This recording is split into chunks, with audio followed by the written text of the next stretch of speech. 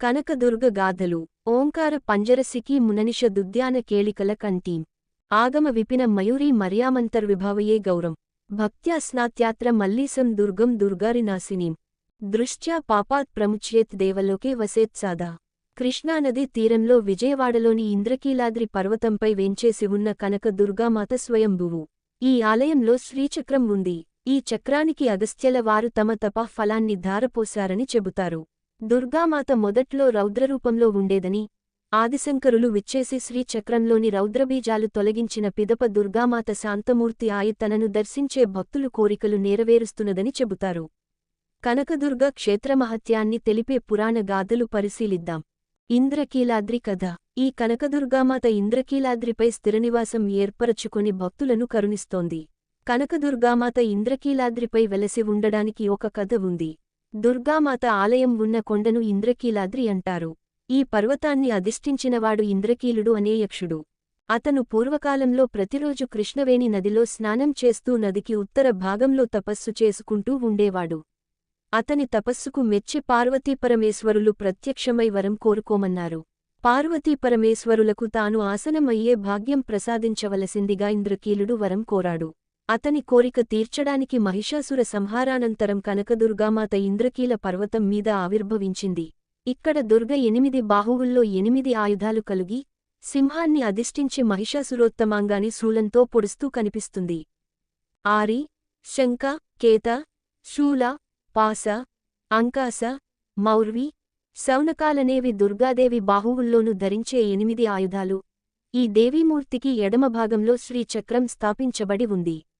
ఆ శ్రీచక్రానికి పక్కన గణపతి దేవతామూర్తి ఉంది. ఆలయంలో జరిగే పూజలన్నీ శ్రీచక్రానికి జరుగుతాయి.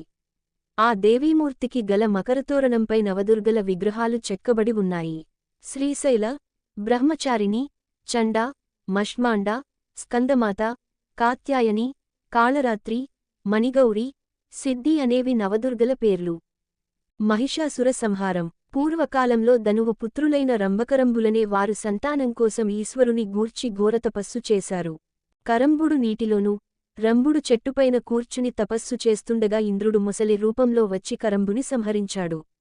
సోదరుని మృతికి విచారగ్రస్తుడైన రంభుడు తన తల నరుక్కొని పరమేశ్వరుడికి అర్పించడానికి సమకట్టాడు.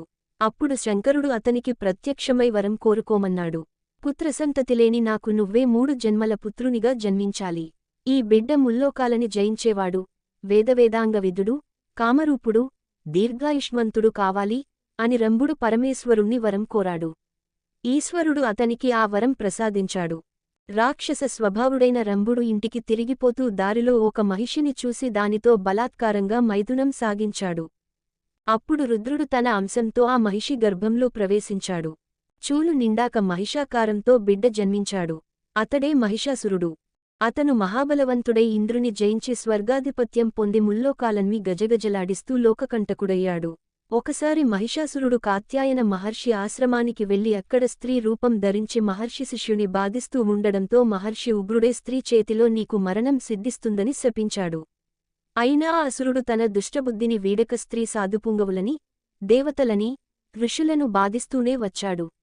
అప్పుడు దేవతలంతా కలిసి ఆదిశక్తిని ప్రార్థించారు. ఆ దేవి ఉగ్రచండి అనే పేరిట ఉద్భవించి మహిషాసురుణ్ణి సంహరించింది.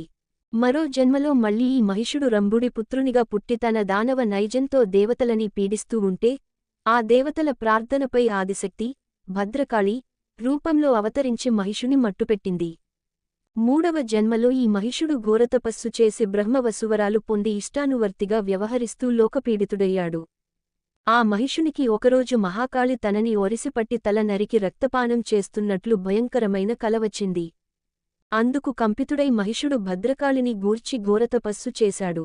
అప్పుడు దేవి ప్రత్యక్షమైంది. ఇక తనకు జనన మరణాలు లేకుండా వరం ప్రసాదించమని, నీ చేతిలో హతుడైన నాకు నీ యజ్ఞభాగార్హత కలగజేయవలసిందని మహిషుడు కోరాడు. మహిష, నువ్వు రుద్రాంశ సంభవు. నాకు వాహనం కావడానికి బ్రహ్మ నిన్ను సృష్టించాడు. ఇక నువ్వు నా వాహనంగా ఉండి నేను నిలిచిన చోట పాదాక్రాంత శరీరుడవై నా సన్నిధిని నిలిచి ఉంటాను అని దేవి పలికింది. ఆ తర్వాత మహిషుడికి మళ్లీ జగన్మాత మాయ కప్పడంతో మళ్లీ అసుర చేష్టలకు పూనుకొని దేవతలని, మునులని పీడిస్తూ ఉండడంతో దేవతల ప్రార్థనపై మరో శక్తి శ్రీ కనకదుర్గామాత రూపం ధరించి సపరివారుడైన మహిషాసురుని సంహరించింది. శంభు నిశంభుల కథ. మహిషాసురుని వలె అతి క్రౌర్యంగా వ్యవహరించిన శంభు నిశంభులనే రాక్షసులను దుర్గామాత వధించిన గాథ పురాణాల్లో చెప్పబడి ఉంది. పూర్వం శంభునిశంభులనే రాక్షసులు ఇంద్రాది దేవతల్ని పదవీభ్రష్టుల్ని చేసి ముల్లోకాలకు అధిపతులై దేవముని గణాల్ని బాధించసాగారు.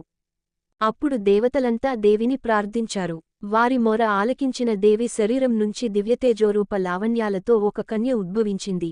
శంభునిశంభుల సేవకులైన చండాముండలు ఈ అపురూప లావణ్యవతి వృత్తాంతాన్ని తమ ప్రభువులకు తెలిపారు. తమలో ఒకరిని వరించమని ఆమె వద్దకు రాయబారం పంపారు. శంభునిశంభులు తనతో యుద్ధం చేసి తనను జయించిన వానినిగాని, తనతో సమాన బలపరాక్రమశాలిని గాని తాను పెళ్లి చేసుకుంటానని ఆ కన్య బదులు చెప్పింది. ఆ మాటలు విన్న శంభునిశంభులు కోపోద్రిక్తులై ఆ కన్యను పట్టిదెమ్మని తమ సేనాధిపతి ధూమ్రలోచనుడిని పంపారు. తనపై దండెత్తిన ధూమ్రలోచనుడిని, అతని సైన్యాన్ని దేవి సంహరించింది. ఆ రుధిరమంతా దేవి వాహనమైన సింహం త్రాగింది. ఈ వార్త విన్న శంభునిశంభులు చతురంగ బలాలని సమకూర్చుకుని దేవిపై యుద్ధం ప్రారంభించారు. వారిని చూడగానే దేవి తన నుంచి మహాశక్తిని ప్రసరింపచేసి భ్రూమధ్య నుంచి ఖడ్గం, పాశం మొదలైన ఆయుధాలు సృష్టించి వాటితో రాక్షస గణాన్ని శంభునిశంభులని నిమిషకాలంలో హతమార్చింది.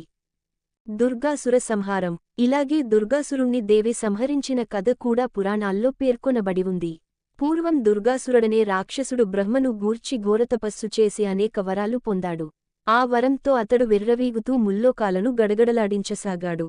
ఇంద్రాది దేవతలు అప్పుడు పరాశక్తికి మొరపెట్టుకోగా ఆ దేవి కరుణించి శతాక్షి రూపం ధరించి దుర్గాసురుణ్ణి సంహరించింది.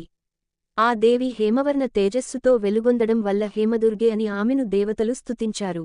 దుర్గాదేవి దుర్గాసురుని సంహరించడం కోసం వరుణినిచేత శంఖం, అగ్నిచేత బల్లెం, వాయువుచేత బాణాలు అంబులపొది, ఇంద్రునిచేత వజ్రాయుధం, బ్రహ్మచేత అక్షమాల, సూర్యునిచేత కిరణాలు, శివునిచేత సింహ వాహనం పొందింది. స్కందపురాణం సహ్యాద్రి ఖండంలో ఈ దుర్గామాత విజయగాథలు పొందుపరచబడి ఉన్నాయి.